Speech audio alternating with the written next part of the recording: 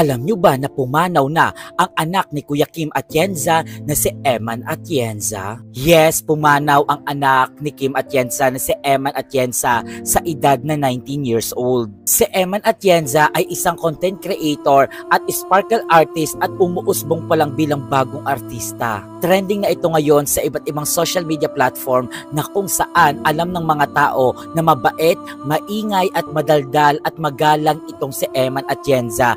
Pero bakit pumanaw at namatay ito?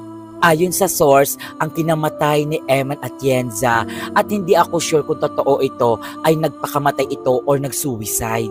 At napag-alaman din itong si Eman Atienza ay merong bipolar disorder. Ang nagbalita nito at nagpublic nito sa pangyayari kay Eman Atienza, walang iba kundi yung kanyang tatay na si Kim Atienza. Ang dami ngayon nagtatanong kung bakit siya nag-suicide at bakit ginawa niya ito na tila namang masiyahin, magalang at mabait itong taong ito at alam niya na mga nakakasama niya kahit yung ama niya.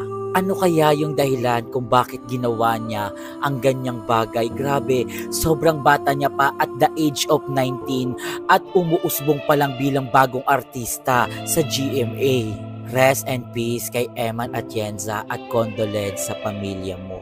So hanggang